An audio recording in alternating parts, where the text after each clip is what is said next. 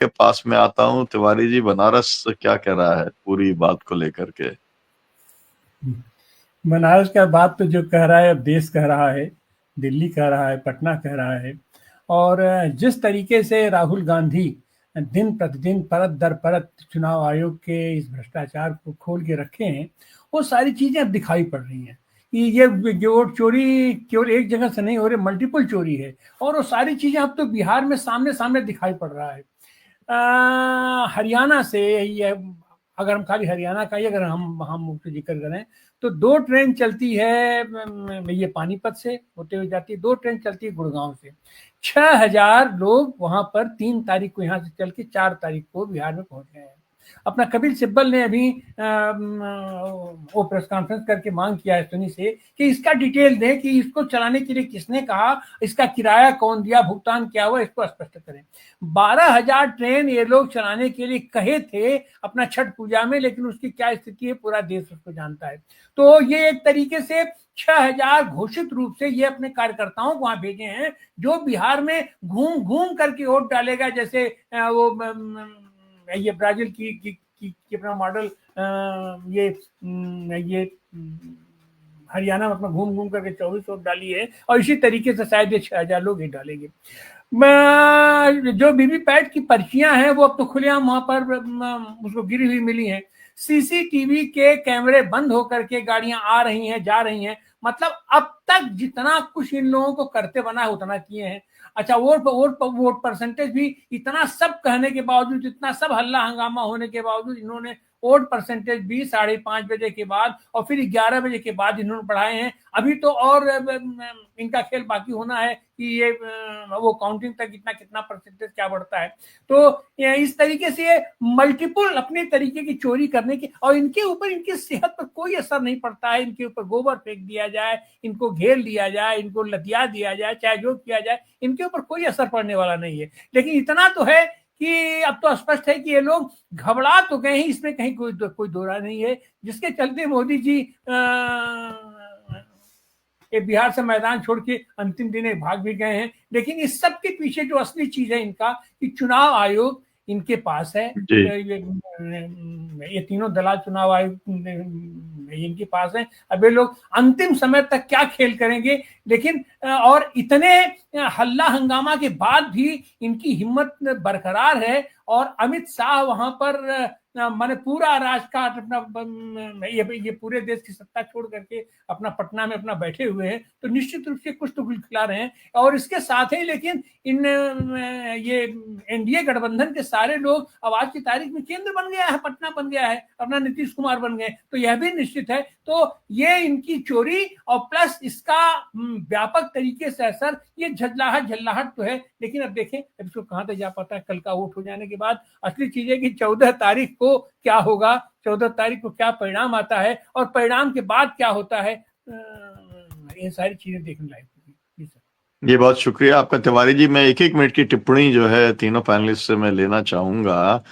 आपके यहाँ पर भी तिवारी जी जब यूपी में चुनाव हुआ था तो ईवीएम पकड़ी गई थी, 5-5 10-10 आप ही के यहाँ पकड़ी गई थी, आपको याद होगा। तब भी कुछ नहीं हुआ उसका, है ना। तो ये वीवीपीएटी पैट की पर्ची का क्या होने वाला है? रुपेश जी, मैं आपसे कहूंगा कि जब ये दिख गया कि पूरा चुनाव आयोग जो है वही वोट चोरी का मतलब मुख्य चोरी करवाने वाला, करने वाला, सभी केंद्र वही है, तो ये तीनों अधिकारी जो है, इन अधिकारियों का निश्चितकालीन घेराव की घोषणा जो है वहां का गठबंधन क्यों नहीं कर रहा है? कि अगर किसी भी तरीके से अगर निष्पक्ष चुनाव नहीं हुआ तो क्या दिक्कत है ये महागठबंधन को ये कहने की कि हम चुनाव आयोग का निश्चितकालीन घेराव करेंगे? क्योंकि आप अगर मध्य प्रदेश में जो हुआ, फिर यूपी में हुआ, फिर हरियाणा में हुआ, महाराष्ट्र में हुआ, दिल्ली में हुआ, और फिर जो है जो 5 साल बाद फिर बिहार में हो रहा है, और आप अगर ऐसे ही शांत सब कुछ देखते रहेंगे और ट्वीट करते रहेंगे और प्रेस कॉन्फ्रेंस करते रहेंगे तो उससे तो कुछ नतीजा निकलेगा नहीं। कुछ संभावना दिख रही है आपको कि ये चुनाव आयोग को महागठबंधन रजिस्ट करेगा? मुझे लगा है रुपेश कि जी। देखिए पॉलिटिकल पार्टियां जो है एक रणनीति बना रही है। वो चाहती है कि सिर्फ गठबंधन के पार्टियां न करे बल्कि जनता में इसका प्रतिरोध जाए। और आपने देखा है कि एसआईआर के बाद जिस तरीके से परिस्थितियां बदली है उसमें जनता में प्रतिरोध गया है, और इससे हुआ है कि भाजपा के जो वोटर थे, जो सॉफ्ट वोटर थे, वो भी बदले हैं। तो मुझे लगता है कि विपक्ष की रणनीति यह है कि हम सीधे तौर पे एकदम प्रतिरोध में न जाकर के हम प्रतिरोध के अलग अलग तरीके ले, ताकि जनता की आवाज के साथ हम घेराव करें। और जी मुझे लगता है जी कि वो दिन जरूर आएगा। मुझे ऐसा लगता है कि विपक्ष ये बात प्लान की हुई है। मुझे ऐसा लग रहा है कि आने वाले समय में अगर ये बहुत ही ऊपर चला जाएगा तो उसका घेराव क्या, उसको रोका भी जाएगा। तो मुझे लगता है, और वो शायद वो घड़ी आने वाली है, जरूर आएगी। जी शुक्रिया। जी, बहुत शुक्रिया आपका रूपेश जी। मैं राय साहब आपके पास आता हूँ, आप ये बताइए, जैसा भाषण देते हैं तेजस्वी यादव, वो भाषण ये देते हैं कि भाई फैक्ट्रियां लगेंगी जो है वो गुजरात में और वोट चाहिए बिहार में, तो मतलब आंदोलन करेगी जनता और सरकार बनाएंगे हम। क्या कहेंगे आप? यह कह करके भाजपा की जो चाल चरित्र है उसको वो एक्सपोज कर रहे हैं और जनता को यह समझाने की कोशिश कर रहे हैं कि बिहार में कुछ नहीं होने वाला है, इन लोगों के द्वारा कुछ नहीं होने वाला है। ये लोग केवल भाषण करेगा और वहाँ गुजरात का या गुजरातियों का विकास करने पर यह है सो ध्यान अपना केंद्रित करेगा। 1 मिनट 1 सेकंड में और यह इसमें जोड़ देना चाहता हूँ कि आज ही मैं एक्स पर एक देख रहा था एक वीडियो। ललन सिंह जदयू में भाजपा के आदमी माने जाते हैं। वो आई इंडिया का वह वीडियो था, उसी ने उस वीडियो को बनाया था और वे हाथ जोड़ करके इसी तरह पूरे वीडियो कॉल में, पूरे बोलने के समय में वे इसी तरह हाथ जोड़ करके बोल रहे थे और उन्होंने कहा कि महागठबंधन से दूर करने का काम केंद्र की सरकार ने, नाम लेकर के कहा कि अमित शाह ने है सो किया आईआरसीटीसी का भय दिखा करके, और यह है सो जदयू से भारी गलती हुई है। निश्चित रूप से यह वीडियो महागठबंधन से अलग होने के बाद का वीडियो होगा। जी जी साहब, मैं अब मंडल जी आपके पास आऊंगा। असल में वीडियो इतने कॉन्कॉक्टेड हैं सब तरफ कि उसकी प्रामाणिकता जो है, ये जो लोग हैं, मतलब वीडियो चेक करने वाले, फैक्ट चेक करने वाले, वो भी सब फेल कर दिए हैं ना। क्योंकि ये मतलब जो लोग एक तरीके से इंटरनेशनल साइबर क्रिमिनल्स हैं, अब उनकी टक्कर में केवल कोई वीडियो बाजी से तो कुछ चलेगा नहीं। और जो बात आपने उनकी ललन सिंह की कही है, तो अभी तो ये भी बात चल रही है कि मतलब बहुत सारे वीडियो इस बात के आए हैं कि पिछली बार चिराग पासवान ने जो है वो हमारे को हरवाया था, अब की बार जो है चिराग पासवान की जितनी सीटें हैं वो जनता दल ही उनको हरा देगी। ये वाली बात भी चल रही है। तो मैं तो आपसे ये पूछूंगा मंडल साहब, आप दिल्ली में प्रोफेसर हैं, दिल्ली यूनिवर्सिटी में, कि दिल्ली में ये सिलेक्शन कमीशन का घेराव कब होगा, कब करेंगी ये पार्टियां घेराव, इसका इलाज जो है वो कब होगा? अभी पोस्टर तक तो बात पहुंच गई है, आज सब जो है युवा लोग पहुंच गए थे पोस्टर वोस्टर लगाने की, ये चारों जो है यही मुख्य अपराधी हैं, उनको गिरफ्तार किया जाए। जी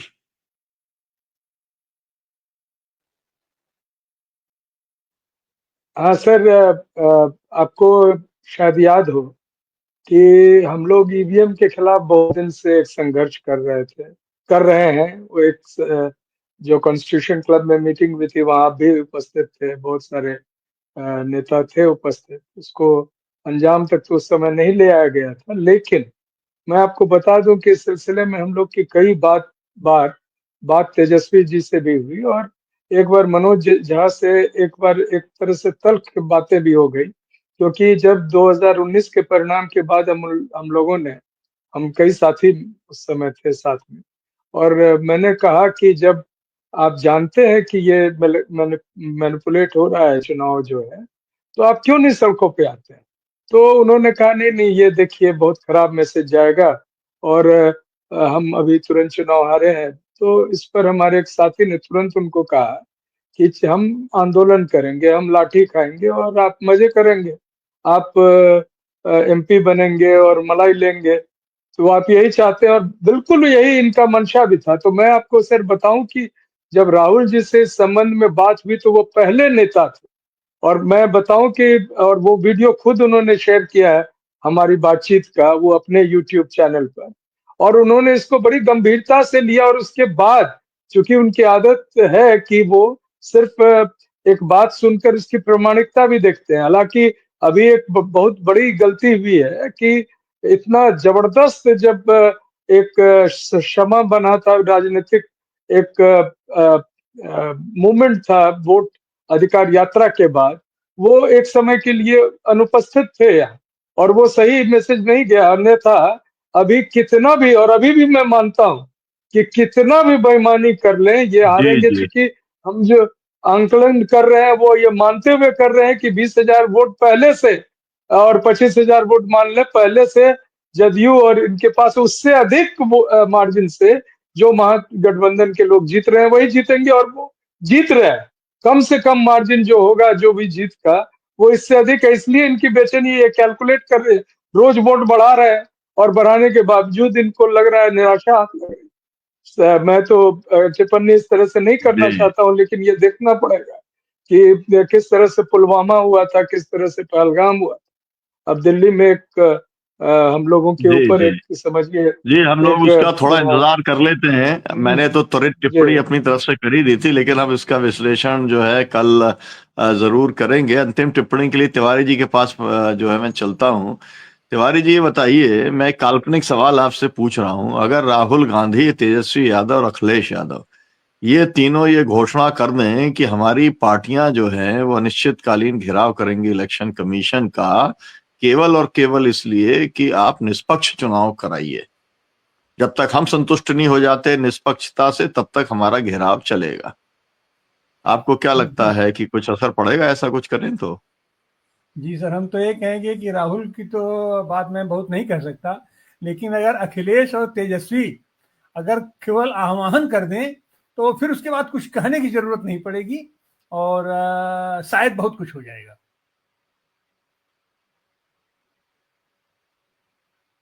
आप म्यूट हैं। आपकी जो संक्षिप्त टिप्पणी है वो बहुत महत्वपूर्ण है।